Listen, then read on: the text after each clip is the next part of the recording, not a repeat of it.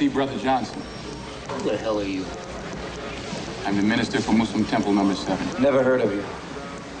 Where is he? Nobody here by that name. Wait a second.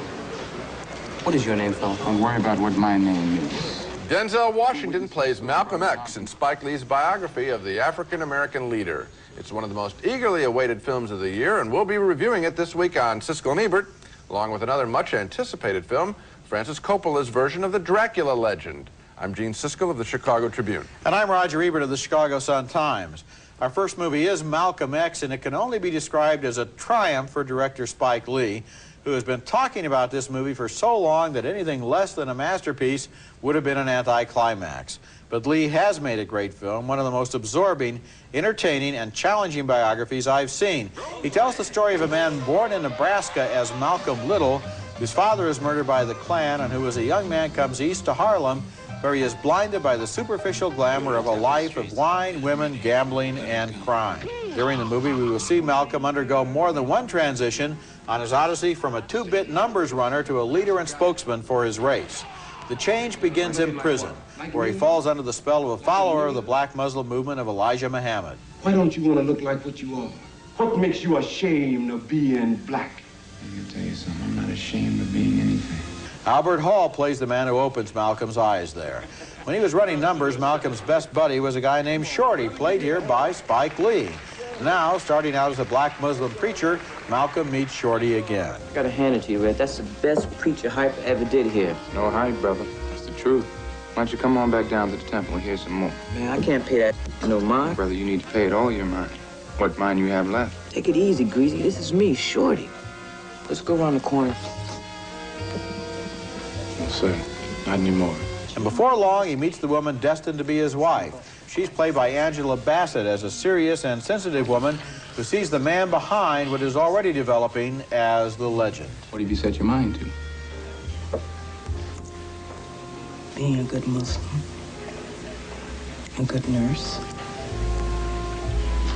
and a good wife. One of Malcolm X's gifts was her brilliant oratory, and Denzel Washington convinces us that this man could sway crowds with his voice and his reasoning.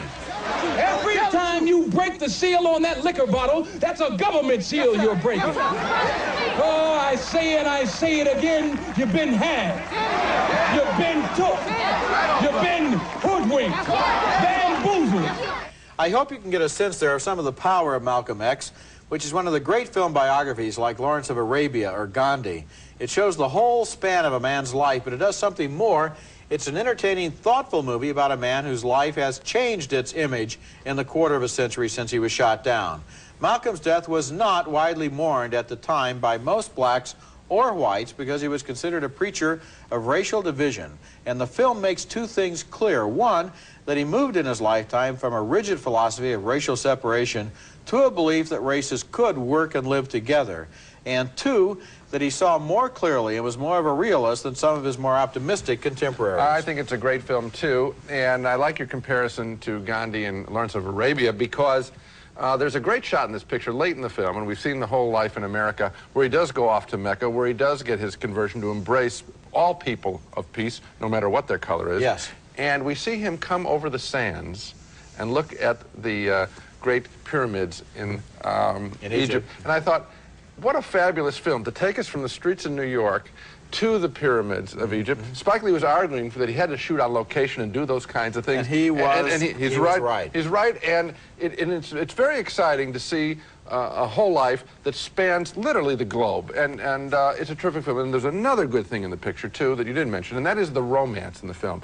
Quite by surprise, Spike Lee is not known for having great romances in his pictures. His pictures are more about men. Yeah. And the relationship between Malcolm and his wife, Betty, is a beautiful story within this thing, and it comes as quite as a surprise. So this is not your hate-whitey picture. This is a portrait of an entire life, of a man who starts who has a start which is really almost a finish, because after his father is killed, the state takes the children away from the mother. He is raised in an orphanage. He comes to New York as a street kid, and then in prison he gets this conversion, the first of several, and then in Mecca he gets another conversion, and by the end of the film he's a man whose loss really should be mourned. There's one other thing. I want to focus on the performances in Malcolm X, which may be overlooked because I suspect this film is going to be analyzed politically first and foremost. Denzel Washington does so many things well in the film, including changing the way Malcolm speaks depending on whether he's addressing a white or a black audience. Here he is at Harvard University, where he spoke quite often, talking to a mostly white crowd. Father only means that you're taking care of your children. That's what it is to be a father. Father doesn't mean that you're having some babies. Anybody can have a baby. Having a baby does not make you a father. Anybody can go out and get a woman, but not anybody can take care of that woman. And here he is in a Nation of Islam lecture in Harlem. Same man, different voice. We didn't come over on the Nita, the Pinta, and the whatchamacallit. We didn't land on Plymouth Rock. Plymouth Rock landed on us. And the other special performance in the film is by Al Freeman Jr. as Elijah Muhammad, the controversial leader of the Nation of Islam. Freeman's interpretation is so uncanny that when he first appears on the screen, I know of more than one person who was very familiar with what the real Elijah Muhammad looked like, who wondered if they were watching documentary footage of him somehow taken in color. Like devil be watching you every step, and your own brothers would be jealous, hostile, go slowly. Yes, sir. That's just remarkable. I think both Denzel Washington and Al Freeman Jr. are worthy of Oscar nominations in respectively the lead and supporting acting categories. And I'm telling you that Al Freeman Jr. is going to be ignored. I just know it because it's so dead on. People are going to say, is that an actor? We know that Elijah Muhammad's dead, but it doesn't compute when you watch it. And it's very, very subtle the way that character is drawn and played by Al Freeman in order to be a man who has both good and flawed parts to his personality. And on that score, Spike Lee, and he's done this in other films, and I don't think he gets enough credit for this, he is self-critical. He's critical of the African Americans in his movie. This is not a guy who is a hate-whitey, pro-black guy in his films. That, to me, was one of the more... I don't know exactly what I expected from Malcolm X, but I thought that, in a way, as a white person, I would be made more uncomfortable by the film. Yeah. What Spike Lee was able to do in this film, as far as I was concerned, was to draw me into the experience of this man's life so that I could understand where he was coming from, what he was reacting to, how he felt, and how he changed. And this is a movie that I think is for all people. It's not just, even though the subject might seem to be exclusionary, this movie is inclusionary for all American audiences, for all world audiences. When we come back, Bram Stoker's Dracula, the epic tale of Transylvania by another great director, Francis Ford Coppola. Here's a great... I must go.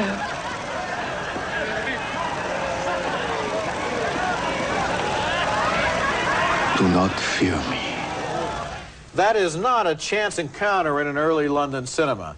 The man, played by Gary Oldman there, is Prince Dracula, who has waited centuries for the reincarnation of his dead bride and thinks he has found her in this beautiful young English woman, the fiancée of the prince's attorney, played by Winona Ryder.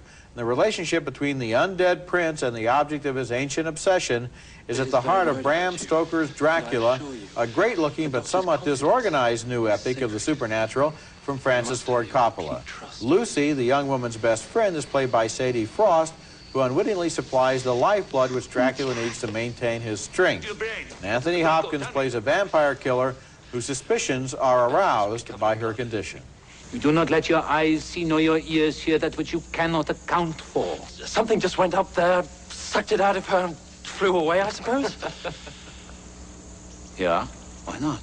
The movie has all the obligatory graveyard scenes, including this atmospheric confrontation between the vampire killers and Lucy as the walking undead. Kiss me and caress me, my darling husband, please.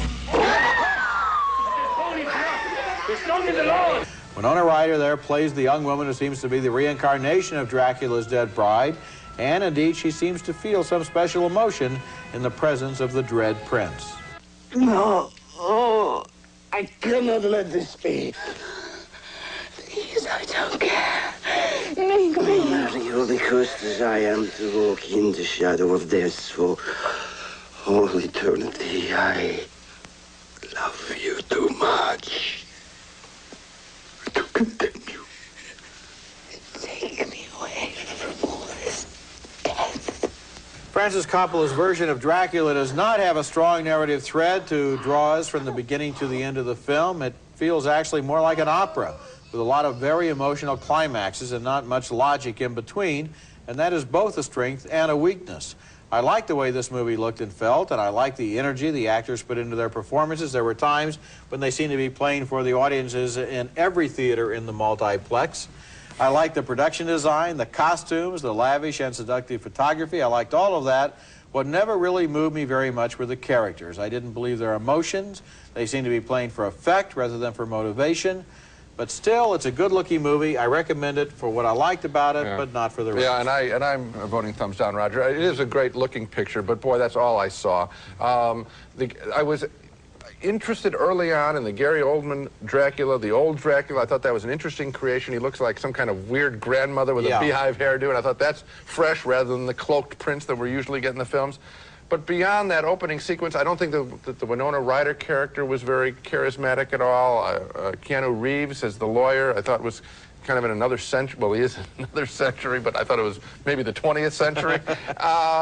And I thought it was very disorganized. And yes, Coppola is a master of the visual, but I thought it was a pretty empty picture. Well, the important thing with a movie of this length and complexity is to have a storyline that is clear enough. Driven through. So that people know at every moment exactly who is who and why, and whether we care about them and what's going to happen next. And here you have, as I said before, set pieces in which everything spins around in beautiful pictures, but there's no real emotion. So then why do you give it thumbs up? I love the way it looked. Well, I like the way it looked. There has to be, you know, thumbs up, thumbs down is such an arbitrary thing anyway. Not arbitrary. This movie does things with the visuals of vampirism and the Dracula legend you have not seen done before. I mean, the sets, the costumes, the atmosphere, the music, the special effects. I know you were bored during it, and I was bored too.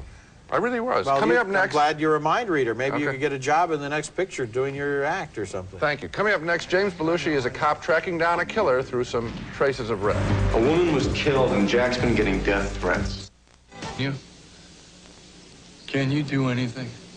Jim Belushi wondering if Lorraine Bracco might go as far as murder in that scene from our next film, Traces of Red, a very, very tricky thriller that gets points for fooling me and I suspect most everyone else who will see this movie at the end, but getting to the tricky end is such a bore. Jim Belushi plays a cop who is tracking the murder of a prostitute and then a waitress he has slept with. One of the many suspects in the film is Belushi's cop partner, played by Tony Goldwyn. Ellen Schofield was in the hotel room next to yours last night. You didn't by chance run into her, did you? Did ya? Another suspect is Belushi's brother, William Russ, as a politician who is running for state senator from Palm Beach, Florida, where the movie is set. I'm supposed to believe that for some unknown reason, my brother, who I've known my entire life, suddenly starts killing women while he's running for office? Does that make sense to you? I've got a gut on this. Your gut? Yeah, well, I'm sorry, Jack. I don't trust him. You don't trust him? And the femme fatale in the story is a hot-to-trot rich widow played by Lorraine Bracco, whose character always seems stoned in the film. Jesus, Ellen. I could have blown your brains out. I wanted to surprise you. Well, you did. You did.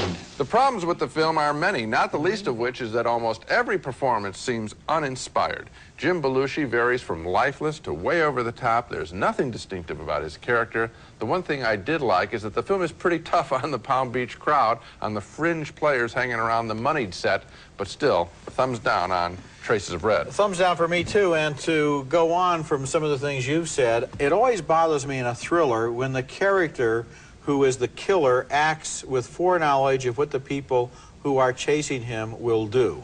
There's a logical fallacy there. I don't know if you follow me. Well, when the guy does things because he knows that it will result in something happening later on the part of other characters, when there's no way that he could know that. In other words, when the killer seems to have read the screenplay before the movie started. Okay, because a killer, in theory, could anticipate behavior, but you're talking about within the confines of the movie itself. Within the confines of the movie, he seems to behave in such a way that he could only do that if he knew what it was he had to do in order for the plot to turn out the way the screenplay wants it to.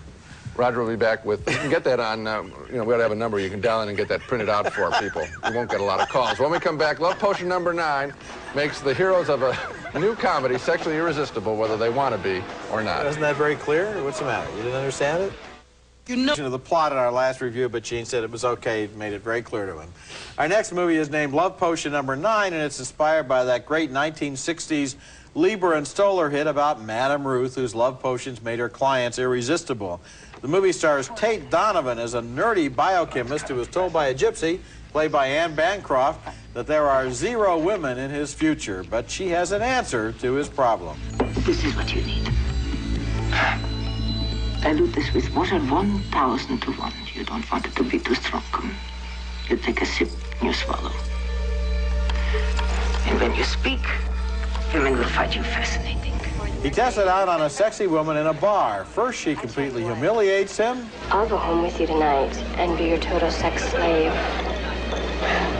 If you can answer one question correctly. All right. Who designed this top? I wouldn't know. By now. Then, after he tries the love potion, he drives her wild. I'll go home with you, and I'll be everything you've ever wanted in a man. If you can answer one question correctly. What? How do you synthesize a methylated alkaloid? I don't know. Bye now. Now, it's a funny thing about Love Potion number 9. A lot of it is very brightly written and acted, and the way it combined magic with romance even reminded me a little of that Woody Allen movie, Alice. Remember where she goes to Chinatown and gets the funny powder? Right. But then it never quite takes off. There are some funny possibilities in a love potion, and the movie suggests a few of them, but then it disintegrates into a stupid caper about a villain who steals some of the potion, and then he steals the heroine away from the hero. And all of that stuff was boring and predictable, and the original inspiration got completely lost. I had the exact same reaction. If you stop this picture halfway through, I really was enjoying it, and then the caper syndrome takes over, and the picture falls right off the table. They just didn't go through and rewrite it enough. The funny thing is, a picture called Love Potion number 9, I expected it to be like the last half is, and I was very surprised that the first half was so much better than my expectation. Now you're back on track. You've got your brain back. I'm so glad. I was really worried that last review. No, I'll be happy to explain it some more for you. Stay away from me. Coming up next, our video pick of the week, a companion piece to Malcolm X. And most of the nation. Brought to you this week by Orville Redenbacher Popcorn. Do one thing and do it better than anyone. All of the hype surrounding Spike Lee's Malcolm X movie is going to have a couple of byproducts. I'm sure sales will continue to boom for the great autobiography of Malcolm X, and there will be a reawakening of interest in the civil rights struggle of the 50s and 60s. And in video terms, the best way to learn about these times is through a PBS series of tapes called Eyes on the Prize, a 6-tape, 6-hour collection of programs beginning with the landmark Supreme Court decision that found segregated schools unconstitutional. This was only 38 years ago. It called into question the whole system of segregation. It was quite a shock to Southerners to be told that the way they had been running their affairs for many, many years were no longer acceptable to the nation as a whole. There is a second set of tapes running 8 hours covering the years from 1965 to 85, and how this nation handles the race issue obviously is going to define the American experience in the 21st century. And here on tape are the first steps toward recovery from our darkest hours. Eyes on the Prize is our video pick of the week. Now let's recap the movies we reviewed on this show. 2 thumbs up, way up, for Spike Lee's Malcolm X, a wonderful epic biography of the African-American leader with superior performances by Denzel Washington and Al Freeman Jr. A split vote on Bram Stoker's Dracula by Francis Coppola. Roger and I saw the movie the same way. Great visuals, lame story, but Roger thought the visuals were worth it, not me. 2 thumbs down for Traces of Red, a boring thriller with James Belushi. And 2 thumbs down for Love Potion number 9, a promising, whimsical love story that goes badly wrong. So it would be Spike Lee's Malcolm X this week, and this is a movie I wholeheartedly recommend to everyone. It's a good family picture. It's good for people to see together and discuss together. That's it for this week. Next week we'll be back with reviews of more new movies, including Home Alone 2, Lost in New York, with Macaulay Culkin once again outfoxing petty crooks Joe Pesci and Daniel Stern. Don't you know a kid always wins against two idiots?